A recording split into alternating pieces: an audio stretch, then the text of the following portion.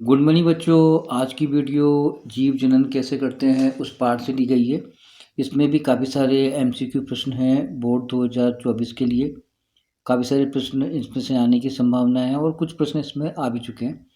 तो आज का जो पहला प्रश्न है, निम्न में से किस जीव में द्विखंडन एक निर्धारण तल से होता है। निर्धारण तल से यानी कि एक निश्चित एरिया होता है जहाँ से ये द्विखंडन विधि के द्वारा होता है जनन। इसमें पहला है ईस्ट, दूसरा है प्लाज्मोडियम, तीसरा है लेशमानिया। लेशमानिया ही बेटा एक जीव है जहाँ पर एक निश्चित तल के द्वारा जन्म होता है। इसका जो स्ट्रक्चर है मैं आपको बताऊँ बेटा, ये कुछ इस शेप में होता है। ये बेटा इस शेप में होता है, ठीक है। तो इसमें जो जन्म की प्रक्रिया बेटा यहाँ से स्टार्ट होता है, यानी कि यहाँ से ये दो भागों के अंदर डिवाइड होता है। तो आपका आंसर है लेशमानिया, है ना। इसके बाद है सेकंड, निम्न में से पुष्प के नर जनन भाग भाग है कौन सा है। देखो बेटा, वैसे तो ये चारों ही मतलब एक पुष्प के भाग है, लेकिन बेटा इसमें पूछ रहा क्या है कि नर भाग, और नर भाग है वो बेटा पुंकेसर होता है ना। ये बाह्य दल दल, ये अनुबाह्य दल, ये सारे बेटा बाहर के भाग हैं जिनको अपन पत्तियां और बोलते हैं। तो बेटा इसमें जो मेन है वो आपका पुंकेसर है, जिसके बारे में वो पूछ रहा है, यानी नर का भाग। सेकंड आपका, निम्न में से किसका पुष्प एकलिंगी है। मतलब ऐसा कौन सा पुष्प है जो एकलिंगी है, और एकलिंगी पुष्प से कहते हैं इसमें या तो नर हो या मादा हो, या तो स्त्री के सर या पुंकेसर। अब देखो बेटा इसमें क्या है कि पहला है आपका पपीता, दूसरा है गुड़हल, फिर है सरसों और धतूरा। बेटा पपीता है, पपीता बेटा हमेशा एक लिंगी ही होता है।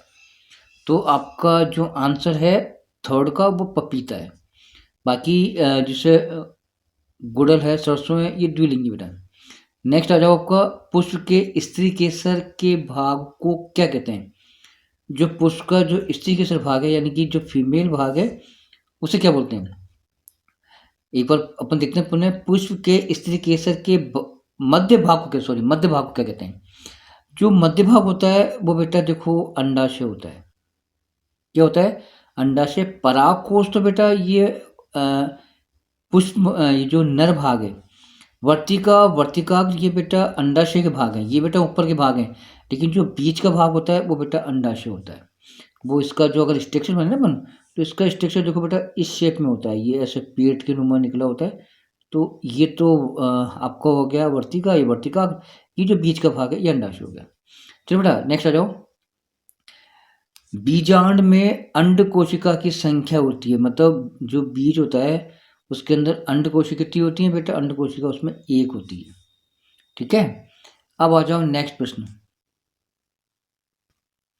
नेक्स्ट देखो, निषेचन के पश्चात अंडाशय किस रचना का निर्माण करता है। निषेचन के पश्चात अंडाशय।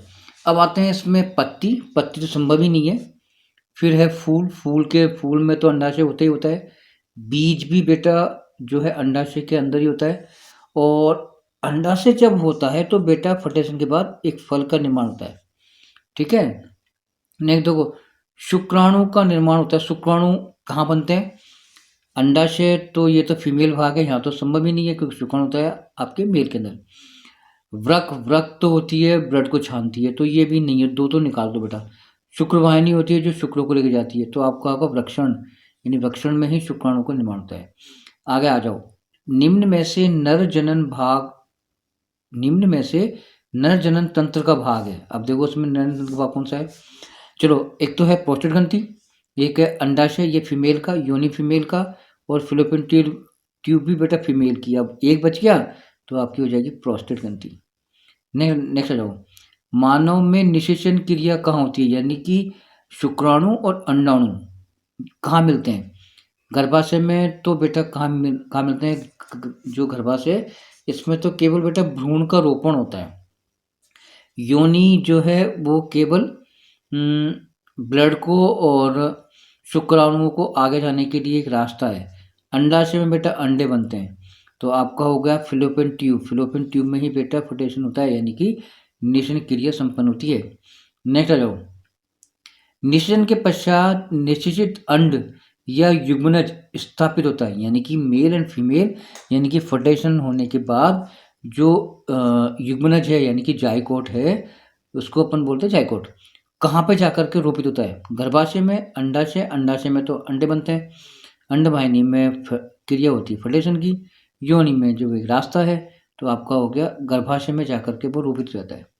अब आता है 11वां प्रश्न, मानव के शरीर में गर्भ को विकसित होने में लगभग कितने दिन का समय लगता है? बेटा इसमें लगता है करीब 9 महीने का, यानी कि 270 दिन के अंदर पूरा एक शिशु का निर्माण हो जाता है। अगले है 12वां प्रश्न। प्रश्न है बेटा 12वां, देखो, यदि अंड कोशिका का निषेचन नहीं होता तो यह लगभग कितने दिन तक जीवित रहती है? यानी कि अगर मान लो अंड कोशिका में शुक्राणु नहीं मिल पाता, यानी कि निषेचन क्रिया नहीं हो पाती, तो वो कितने दिन तक रहती है जीवित? वो बेटा रहती है केवल 1 दिन, और 1 दिन के बाद वो मर जाती है, यानी कि वो ब्लड के द्वारा बाहर निकल जाता है, तो आपका 1 डे हो जाएगा। नेक्स्ट है, रज्जोधर्म की लगभग अवधि कितने दिन की होती है? ठीक है, 1 दिन, फिर है 2 से 8 दिन, फिर 10 दिन और 15 दिन। बेटा 10 15 1 दिन समय भी नहीं है, तो 2 से 8 दिन का होता है समय, यानी तो 2 कभी 3 कभी 4 5 हो सकते हैं, तो आपका ये हो जाएगा सेकंड वाला, 2 से 8 दिन के मध्य की अवधि होती है बेटा। नेक्स्ट देखो, निम्न में से लैंगिक संचरण रोग यानी कि यौन संबंध स्थापित करने के बाद इसमें कौन कौन से रोग होते हैं? पहला है कोनेरिया, ये भी है बेटा, सिफिलिस भी है, एड्स भी है, तीनों ही बेटा यौन संक्रमित रोग है। तो आपका जो सही आंसर है वो है आपका दे वाला पोर्शन।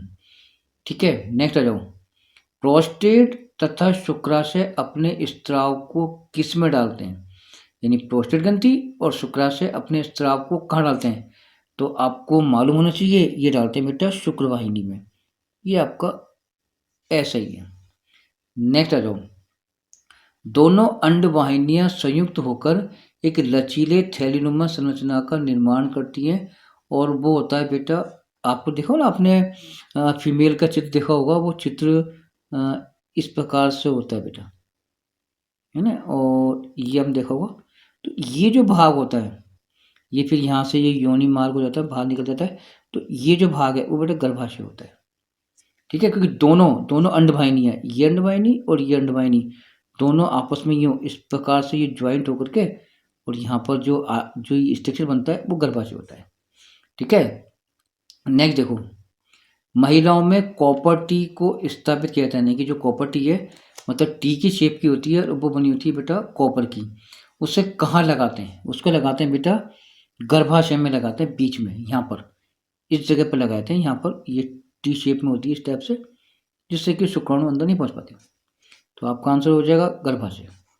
नेक्स्ट देखो, बायोफिल्म के पौधे में कायिक जनन किससे होता है?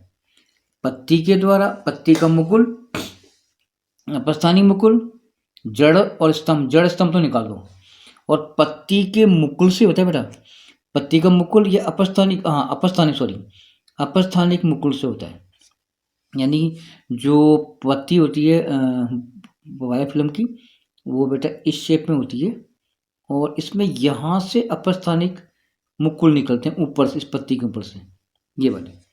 ठीक है, नेक्स्ट आ जाओ, पराग कण पाए जाते हैं परागकोश में, तो आपका बेस है ये, यानी कि आपको परागकोश इस पर राइट आंसर होगा। ठीक है, अब आते हैं अपन अगला प्रश्न, देखो क्या है, पुरुषों में सामान्यतः उपयोग में लाए जाने वाला गर्भ निरोधक है, यानी कि लोग वह क्या इस्तेमाल करते हैं? तो आप तो जानते होंगे, कोई दिक्कत भी नहीं है इसमें, तो मैं छोड़ रहा हूँ उसको, लूप, कॉपर्टी, मालाडी, ये मालाडी वगैरह तो इससे बेटा औरतें वगैरह यूज़ करती हैं, और ये कॉन्डम ही है इसका सही आंसर। नेक्स्ट आ जाओ, माँ और भ्रूण के बीच सहचर कौन करता है जिसमें कायिकीय आदान प्रदान होता है? समझ में आ रही है बात? अब इसमें देखो अपन किसको राइट आंसर माने, देखो पहला है प्लेसेंटा, दूसरा है शुक्रवाहिनी, शुक्रवाहिनी तो कहाँ होगी, फिर अंडवाहिनी में तो होता ही नहीं है, और आपका अंडाशय, तो 3 तो बेटा गायब करो। माँ और भ्रूण के बीच एक संबंध स्थापित करने वाला प्लेसेंटा है, जो कि पोषण के लिए उत्तरदायी है, मैंने आपको पढ़ाया होगा। नेक्स्ट देखो, अंडे और शुक्राणु के संलयन की क्रिया कहलाती है। यानी अंडे और शुक्राणु जब आपस में मिल जाते हैं फिलोपियन ट्यूब में यानी अंडवाहिनी में, तो क्रिया होती है निषेचन की। ठीक है, नेक्स्ट आ जाओ प्रश्न नंबर 23। देखो, स्त्री केसर को कितने भागों में बांटा गया है? ये बांट दिया है 1 2 3 4। आपको मालूम है 3 भाग होते हैं, ऊपर वर्तिका, बीच में वर्तिका और फिर लास्ट में अंडाशय, जो मैंने अभी ऊपर बताया था आपको। तो ये 3 भाग होते हैं इसके। धन्यवाद बेटा।